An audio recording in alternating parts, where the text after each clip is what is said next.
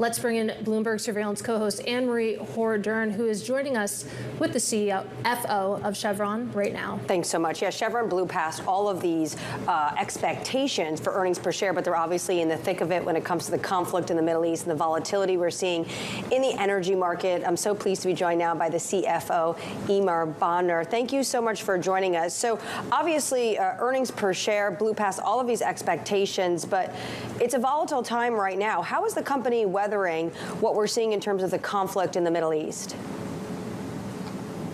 Yeah, well, thanks for having me, Anne-Marie. Yeah, it was, EPS beat that we posted this morning, and behind that is a very resilient portfolio with many operational highlights.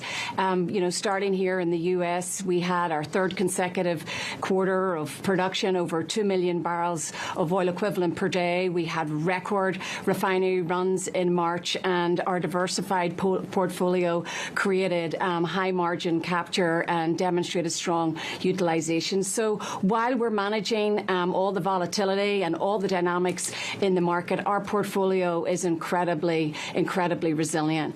Also in the Middle East, we have relatively less exposure than some others. We have a few operations there, and they're all running, but it's a very small percentage of our production, less than 5%. So what we're really doing is we're optimizing all the levers that we have, our equity crudes, our refineries, and we're bringing supply to market and to our customers. It does seem some investors were disappointed that the buyback was not increased, and one RBC analyst said it's really just a matter of when, not if. Is that an accurate assessment?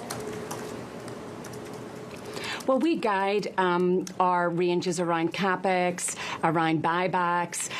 We guide with a range of prices in mind. So probably the comment that came from the analysts talks to the fact that analysts know that we operate within our range. And we're not changing where we're within that range right now when it comes to buyback, because with 8 weeks of a conflict, we really need to see more in terms of an outlook for oil prices in particular that is structurally different than the range of prices that we used when we put our plans together. So that's probably what the analyst is talking about. We guided to 10 to 20 billion of buybacks, and we guided with a range. We'll use the range when we believe conditions warrant it.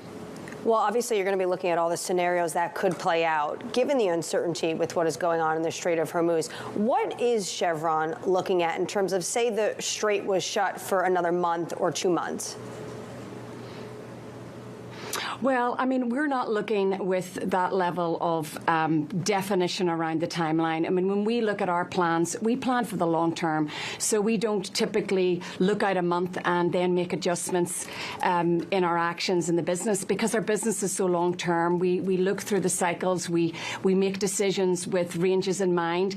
And right now, we're not changing anything that we're doing. We're growing 7 to 10% this year from a production perspective. And so what we're focused on is delivering on those plans, delivering them with cost and capital discipline. We're not moving things around with an outlook that's, one month ahead. If we do have $100 oil, though, for the foreseeable future, would that offer scope to, say, increase the buyback later this year? Well, at prices of those ranges, we'd obviously go back and look at our plans. I mean, right now we plan for high prices and low prices. And so, the duration of the price is important to us. So we typically have, a wide range. So nothing right now that would be temporary in terms of high oil prices would change what we're doing, Anne-Marie. Eimear, I know you've been looking at the massive dislocation of what is actually going on in the physical market and the reality versus what we see on our screens every single day. But we have seen an uptick in crude over the past few days in terms of WTI really holding on to triple digits. Do you think that the financial markets are finally catching up to what you see every day in the physical market? Well, it's very hard. It's really hard to know and to predict that. And so, what we're seeing in the physical markets, what we're focused on is ensuring that we're operating safely and reliably. And it's hard to make a prediction on. It's very hard for physical markets and future markets to line up always. It's very difficult. So what we're focused on is just delivering our plan. When you look at how the market is supplied right now between supply and demand, how quickly do you see the world just driving down inventories? Well, a lot of the inventory and spare capacity has been depleted already. Anne-Marie, before the conflict a few months ago, we had a certain buffer in the system, and so there's very little of the buffer left. So the spare capacity, the inventories that we would rely on to buffer some of the constraints, is really under pressure right now. And so that's why what we're focused on in Chevron is adjusting the flows of our products to customers, because a number of those routes are not available anymore. The Strait of Hormuz is obviously still shut in. So we pivot and we adjust, and this is where the resilience of the portfolio, both the upstream assets and the refining footprint, really has shown in the first quarter the resilience. Well, we're seeing that writ large out of the United States, with exports reaching a record high this week.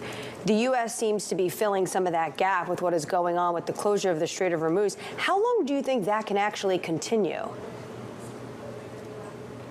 Well, the U.S. is more resilient, of course. Very strong domestic production, and we've got many assets in the U.S. and more inventories than in other parts of the world. There's more of a pinch being felt in places like Europe and Africa and Asia. So, from a U.S. perspective, I think they're playing the role that they can play with exporting as much of their production, but they're also moving production around the country, and that's one of the things that we are doing, given that we've had some waivers from the administration. That's been really helpful in helping us take some of our products from the Gulf Coast, for example, to the West Coast to relieve some of that pressure. So I think the U.S. is contributing in multiple ways here at home, but also from an export perspective. And how is Chevron contributing when it comes to maybe advice you're offering the administration? I know CEO Mike Wirth was at the White House this week with a number of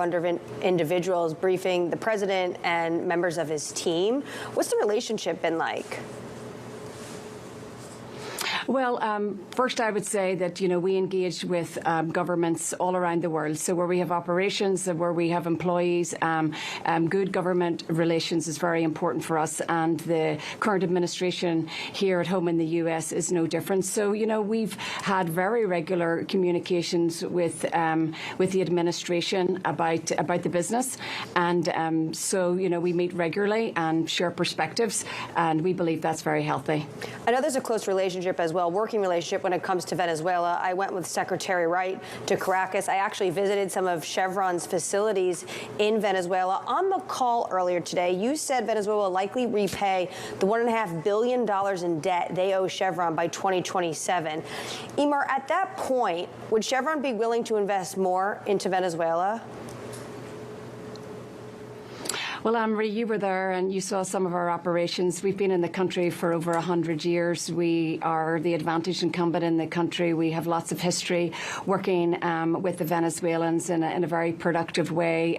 We have grown production from 50,000 barrels a day to 250,000 barrels a day over the course of the last few years, and we intend to grow production even further. We have a model, a self-funding model, that has enabled the development of the assets and the improvement of the assets and the growth that I just referenced, and pay off our debt. And so, that has been paid off in a very rateable way. And beyond that, what we look for is the competitiveness of the physical terms in Venezuela. And there's a lot of potential in the country. We've obviously stayed there for 100 years for a reason. And so we would look for, further steps, maybe from the steps that have already been taken, which are positive, positive, but further steps just to improve the physical competitiveness of Venezuela. And then we'll look at all opportunities like we do around the world with a competitive lens. Eimear, thank you so much for your time this afternoon. Eimear Bonner there, of course, the CFO of Chevron.